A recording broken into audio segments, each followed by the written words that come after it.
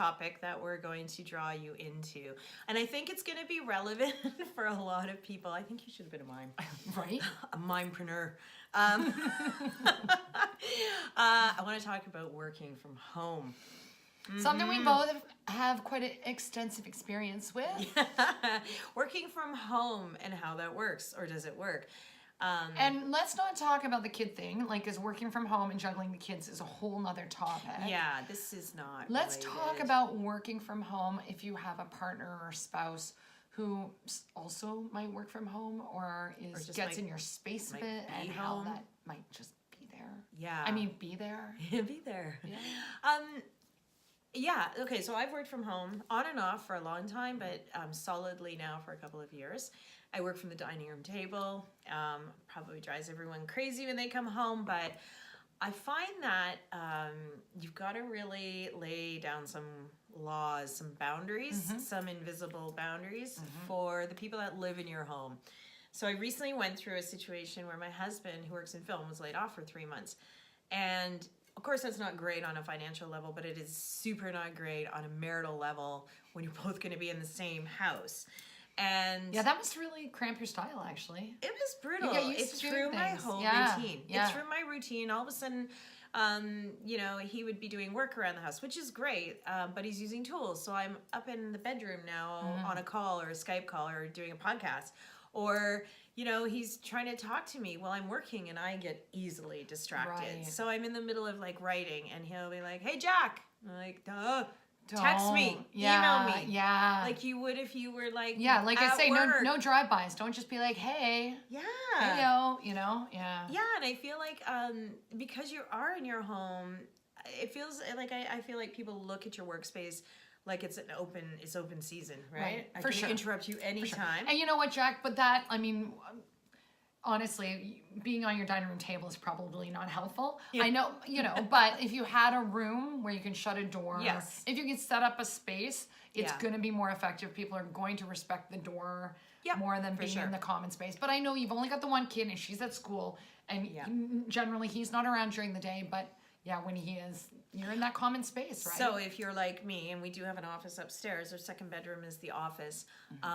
He also has his monitors in there. Right. Of So, course. you know, we used to laugh about the fact when we first moved in together, he tells people this story about I am on my computer and we're back to back and he's on his like monitors. Sounds like heaven. And no, it was never heaven, but he would turn around and say, "Hey, Jack, what do you want for dinner?" And I'd be like, "Shh, Right. MSN messenger me, Yeah. email me." Yeah. And he thought that was the craziest thing in the world. Right. But for me, you're totally breaking my concentration and my stride. Yep.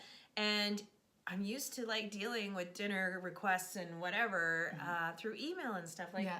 if I have to turn around and we start talking, Well, and then by the time you get back and you try to refocus on the project you were on, Yes. that takes you 10 minutes and you're like, okay, back. And then he's like, hey, do you want a cup of tea? And then you're like, hey, you I want wanna- to keep all your teeth? yeah. Or the worst, hey, nobody's home. Wink, wink, nudge, nudge. no. Never give in to that, because then they start thinking it's going to happen all the time. That's never come up. Don't. No, I would actually, I would file for on the workplace sexual harassment yeah. if that happened. Totally. Yeah. But the other thing that drives me nuts about it a little bit, like, it's like you said, like, so we do have the office space, right? So you do have to kind of create those boundaries. Yeah. But I would run out and grab lunch, or I would, you know, take a break between emails and I'd go out and do an errand. And then I'd get a text, "Hey, we need milk. Hey, I'm not out grocery shopping." Right. Like if I was in an office and I ran to Starbucks or I ran to grab a bite, Yeah. you wouldn't text me with a grocery list, right? Good point. I never thought about that. Yeah, but because you're home, it's treated like it's like a sick day or Right. And you've got to also manage your own boundaries, because I know for me it'll be like, okay, well, I can throw in a load of laundry now, or I can move it over to the dryer, which, you know what, there are some benefits from working from home, but at the same time, you have to be able to walk away if the dishes are not done from what you have to be able to walk away from that and leave it to get your work done. And a lot of people can't do that. Yeah. And that can be difficult. I've got a friend too. It's the having them around, also the affecting your routines. I've got this friend who works from home, and she's got a young husband, and he retired because he could. And she had this routine of every morning She'd get up, get kids to school, whatever, and then she'd hop in the car and go buy herself a coffee. Yeah. And then come back. And then her brain was on work. Yeah. You know, she had to exit and then come back. But then the husband was around. He's like, why are you going out for coffee? I've just made you a pot. And she's like, he's like, you don't need to buy coffee. I made you some. Oh, she's like, God. It's not about that. I'm doing a mental leaving my home and going to work right now. Yeah. That's my routine. Don't retire, be in my home, and start telling me how to do my routines, you know? Yeah, and understanding that. Yeah, I know, because then it's like all of a sudden your partner can see all the areas you are not practicing cost-saving methods, right? Right. And you don't need anyone down your neck. They're around for all the Amazon deliveries. Oh, God, that is the worst. That is the worst. And I would be like, it's for work. It's for work. I need a sweater the Amazon for work. guy, you're like, no, not I don't know you. Not today, later. And then I think this is on the wrong port. Yeah, you know, and I'll deliver I'll it to deliver our it for neighbor Bob myself. later. Yeah, the Amazon delivery. Oh my God, that is the worst. Yeah. I'm like, all of a sudden I don't want Prime because it comes too quickly. And he's still there. Wait, he's still working from home. Or the other thing is like, my husband works out in our house, at the back of our house, which is on our main floor, which is also my office. And he'll say, do you mind if I'm just going to work out, and the music goes on and he's working out. Right. It's so distracting because now I feel guilty that I haven't worked out in like... So get out of my house. Stop making me feel guilty for sitting on my ass. But the other problem from working from home is you get a lot of, what do you call them? Like people coming around during the day, realtors. Right. Knocks on the door. And they knock on your door. And because you're at home, they assume they launch right into it. Yeah. I always answer the door with my laptop. Yeah. Right. And like my headbutt in. Well, you're one step ahead of me because I don't answer the door. Well, I wouldn't, but like, you know, in your house, you could hide in your house. Yeah. I'm in you're in the dining room. Semi, and you can see me. Yeah. But you know, I'll answer the door thinking, you know, if you're going to deliver something, that's fine. But I've got my laptop, and I make it very clear I'm in the middle of something. Yeah. And they'll say, it'll just take 2 seconds. I'm like, no, because you wouldn't walk into my office and do this. You're not going to walk into my house. If I tell you I'm busy, you need a little sign on your door saying, working from home, do not disturb. Like, you know, sleeping baby, do not knock. Oh, you need a little sign. Okay, I'm gonna get a sign. Working from home, please do not disturb. Yeah.